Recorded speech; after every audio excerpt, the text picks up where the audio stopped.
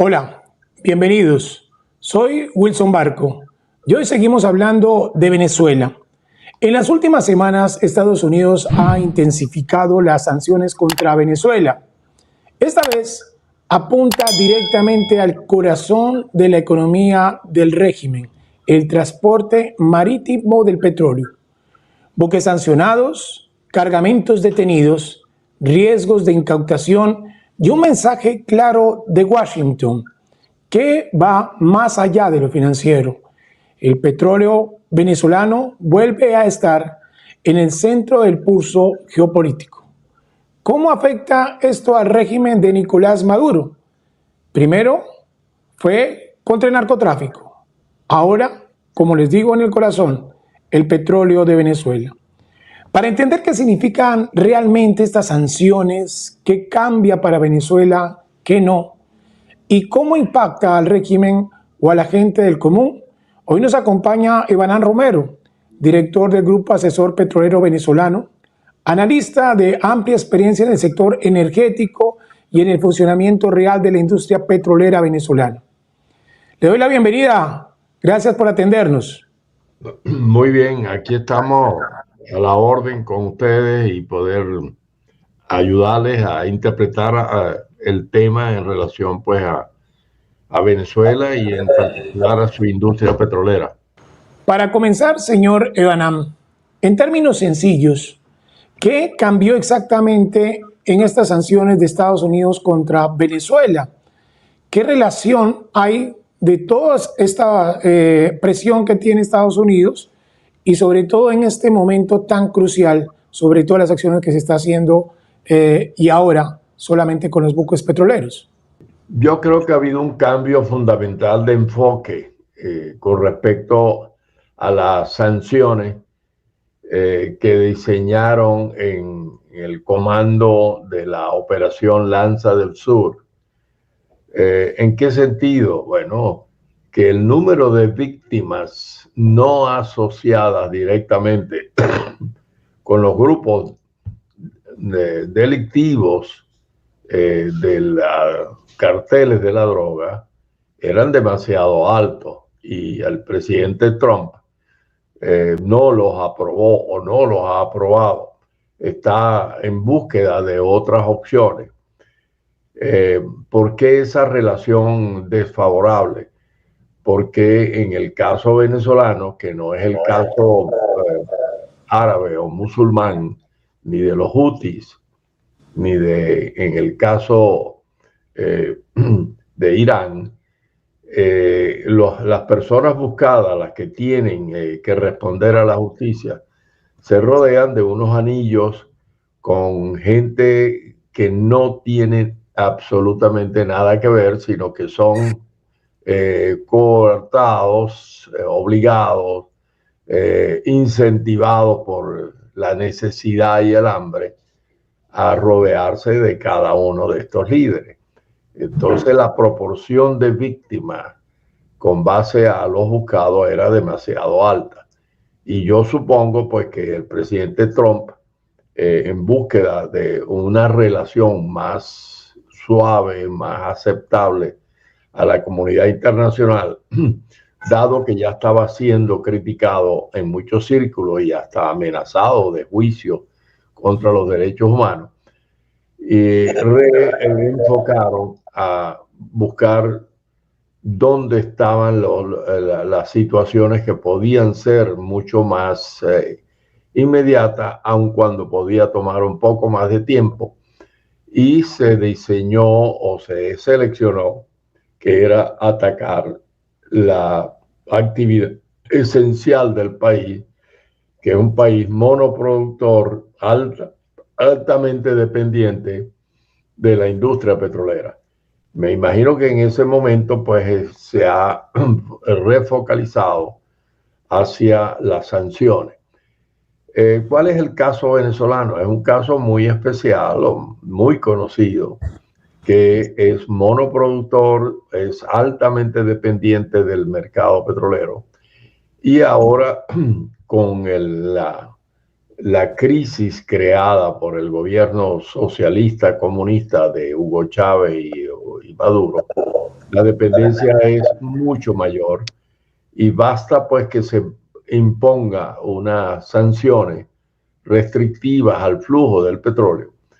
Yo creo que están encaminados a una solución mucho más inmediata y con menos víctimas del punto de vista Hola, cabezona, buenos días. de muertes asociadas a la solución del caso de esta campaña de la Lanza del Sur. ¿Por qué es dependiente? Bueno, siempre ha sido una economía monoproductora que no ha logrado generar otras actividades fundamentales, a pesar de que tiene otras actividades, como el caso del acero, el aluminio y otras. Nunca, por el tamaño de la economía dependiente del petróleo, ha sido más fácil, más cómodo, especialmente para estos grupos ideológicos, era enfatizar la extracción del crudo y aprovecharse de la alta renta que él produce. Entonces, bueno, ya comenzaron estas incautaciones, especialmente porque ya era algo bien conocido que Venezuela en una acción que se catalogó en su momento como suicida, cuando Hugo Chávez se pelea con George Bush y con los Estados Unidos y con Barack Obama, decide abandonar el mercado más remunerado, más atractivo, que era el Golfo de México, y se marcha al Asia. Obvio que era una decisión desde el punto de vista económico suicida, porque ya se perdería más de la mitad del margen que da un mercado que está a 5 días de navegación para un tanquero petrolero, lanzarse a 50, 60 días, donde los precios rigen en el propio sitio. De forma que, pero Hugo Chávez, en su locura y en su ideología tergiversada y manipulada por Fidel Castro, toma esa decisión. Entonces ahora conseguimos esa alta dependencia con esos mercados. No hay, con todo el desempeño del señor Maduro, transportistas serios que quieran tomar esas operaciones, y se formó pues un grupo de tanqueros, de compañías de transporte de muy mala reputación, que es lo que llaman los transportistas fantasmas, buques que ya llegan al final de su vida productiva. Entonces hay un comercio de ventas y reventas, buques que iban a ir a desguazaderos para convertirlos en metal ya a los 25 años de su vida activa, pues se convirtieron en una buena actividad para grupos transportistas fantasmas, como se le llama. Y esa es la situación en la cual está, y eso es lo que Estados Unidos conocía, pero que ahora se focalizó a impedir y a tomar posesión de muchas de esas embarcaciones. Entonces le está apuntando a la médula, al punto esencial de la economía y de la sobrevivencia. En estos momentos, pues, hemos estado vigilando la situación del almacenamiento, que es crítico. El crudo se ha disminuido 3 veces en el régimen de Chávez y Maduro, pero aún así, como ellos controlan el flujo, muy poco va a la población y a los demás sectores, sino que lo captura el propio gobierno. Para ellos sigue siendo, junto con el narcotráfico, la fuente importante de recursos monetarios para sostener sus actividades y sus socios a niveles internacionales, que comprenden pues un grupo de empresas y asociaciones nada recomendables desde el punto de vista de una conducta en la escena internacional. Entonces, en este momento, no están saliendo prácticamente cargamentos. Venezuela tiene una amplia capacidad de almacenamiento en sus refinerías y especialmente en los sitios donde están los embarques de crudo, porque tienen que ser buques de gran capacidad, lo que llaman los grandes cargadores, VLCC, Very Large Crude Carrier, de manera de hacer un poco menos oneroso el flete hacia esos mercados. Entonces ese fue el que se tomó hace unos cuantos días y son los que se están alejando del sitio. La voz ya se corrió, hay mucho giro en U de regreso y de escape de esa situación, y el señor Maduro se está quedando sin que esos transportistas arriesguen sus activos y su negocio y no están recalando en los puertos. En el puerto es uno solo donde se puede hacer, que es en la mitad del país donde están las playas de Puerto La Cruz. Ahí hay un sitio que se llama José y ya se están sufriendo las consecuencias.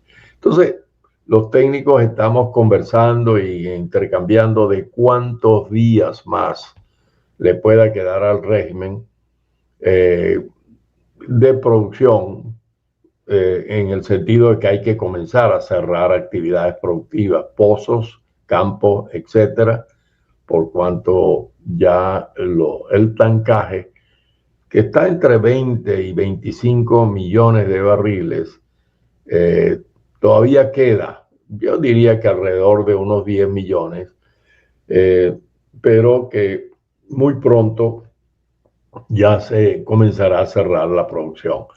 Bueno, esto para Venezuela, obviamente, en la situación económica y financiera que está, sería un golpe muy duro, muy, muy fuerte, que no lo soportaría. Allí hay que mirar las cosas también, esta expresión que yo acabo de decir, porque el régimen siempre puede sobrevivir. Tienen demasiado dinero oculto por razones oscuras como la droga y también un poco más transparente como el negocio del petróleo, porque al final se sabe a dónde va. Un grupo de refinerías que tiene la República China, que llaman las cafeteras, que son refinerías muy sencillas, donde la operación es muy simple, muy ineficiente, no equivale a las que están en el Golfo de México, donde al barril se le extrae todo el residuo y se convierte en productos comerciales. Estas no, estas dejan mucho residual. De manera porque son, económicamente no son atractivas para un país que no está sometida a persecución. Entonces, el régimen siempre tiene, obvio, su acceso a su dinero, pero la población sí tendrá que salir a la calle porque estamos en una situación ya de regreso de la hiperinflación, escasez de alimentos. Venezuela pues no tiene una alta capacidad productiva de sus alimentos, como es el caso de Colombia y otros países, y se va a ver sometida a una situación altamente crítica, y ya tendrá que ser la población la que va a tener que salir. Por supuesto que ahora se verá mucho más respaldada porque sabe que está la Armada norteamericana y todo, que van a tener que entonces bajar botas en el sitio y proteger a la población. Se buscará indudablemente aquellos grupos militares que no se han mostrado, pero que sí uno tiene conocimiento, que están dispuestos ya a salir en una situación de emergencia como la que se pueda presentar. Bueno, esta Señor es mi Evanam, historia y veamos pues qué sacamos de ese relato. Gracias. señor Evanam, sobre toda esta exposición tan clara que nos está dejando, me quedó sonando algo. ¿Cómo es este tema de los buques fantasmas? Usted dice que son buques antiguos que ya no están en funcionamiento. ¿Existe alguna red de contrabando de petróleo o cómo es ese movimiento que identificó ahora el gobierno de Estados Unidos? Sí, eso existe y está funcionando por muchísimos años antes del lío de Venezuela, pero tenía un rol un poco más escondido, se sabe que existe, hay como en todo, pues en grupos delictivos o irregulares, no digamos tanto delictivos.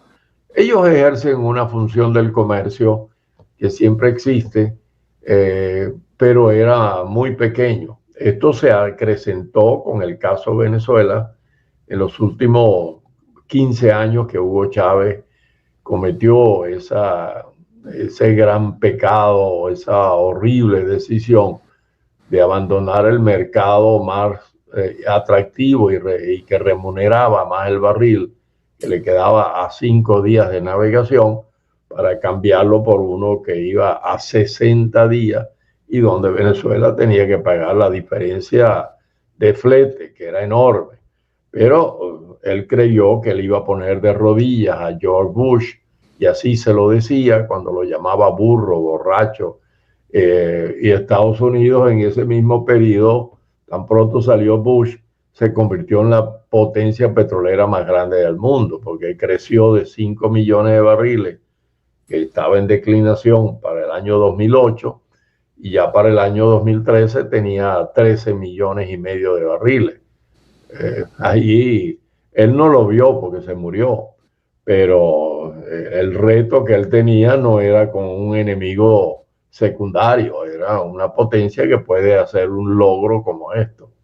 Entonces, Señor bueno, Ivana, ¿usted por qué cree que Estados Unidos se está enfocando ahora en estos buques que son fantasmas y no bueno, lo que está no hay haciendo otro. directamente contra PDVSA? Sí, lo que pasa es que no hay otros que están deseosos de poner en riesgo esas inversiones que son sustanciales. Hablas con unos armadores suecos, noruegos, griegos, que son los más importantes, y ellos quieren preservar su negocio y sus relaciones con la primera potencia del mundo. Y no van a meterse por ganarse unos dólares más o menos, pero siempre hay derivaciones de esos armadores que ven allí una oportunidad de hacer un negocio muy interesante a corto plazo. Entonces ellos compran estos buques y saben la edad que tienen y ya la proximidad a los desguazaderos de buque y conversión en metal, y hacen una oferta y van comprando esos buques viejos, y esos son los que dedican a ese trayecto. Y tripulaciones siempre se consiguen, países africanos, asiáticos, filipinos, que normalmente ocupan estos buques, pero que también hay unos que se atraen por los sueldos superiores que les ofrecen. Era porque en todo Señor hay Ivana, siempre una actividad. Dígame. señor Ivana, ¿este tipo de sanciones de Estados Unidos afectan al ciudadano del común o económicamente, pues luego de todos estos operativos contra el narcotráfico y ahora el petróleo, están afectando o podrían afectar los bolsillos del régimen? Bueno, es lo que he tratado de explicar. Eventualmente sí. Lo que pasa es que como es un régimen delictivo que ha acumulado miles y miles de millones de dólares, al régimen no lo va a poner de rodillas tan sencillo, porque tienen mucho dinero escondido. Al que va a poner de rodillas de primero es al pueblo, que el pueblo vive de las migajas que le da el régimen, de esas ganancias gigantescas que tienen. Ahora, cuando comienza este enfrentamiento entre una potencia, la potencia más grande del mundo, y estos grupos delictivos, por su sobrevivencia, donde el gobierno de los Estados Unidos ha visto conveniente para sus objetivos y sus planes el de no hacer una eliminación masiva de seres humanos para lograr que esta gente detenga sus aspiraciones de seguir controlando a Venezuela y estas actividades de narcotráfico, el régimen y sus directivos llamados Cartel de los Soles está dispuesto a enfrentarlo, porque la decisión que ellos tomaron es: no vamos a huir de Venezuela, nosotros consideramos que este es el sitio que mejor nos va a proteger. Y esa decisión cambia el curso de las cosas. Ellos han decidido permanecer en Venezuela porque consideran que es el sitio más seguro. Y los Estados Unidos no quiere atacarlos directamente porque tienen anillos de 200, 300 personas que viven miserablemente, que por una bolsa de comida están exponiendo su vida, pero que dentro de su alcance intelectual a lo mejor no se dan cuenta que están exponiendo la vida completamente, porque están coartados, obligados, chantajeados por el régimen. Entonces es una lucha bastante sui generis y muy desequilibrada. Entonces al final se va a ver que es la población la que primero va a sufrir las consecuencias de este enfrentamiento.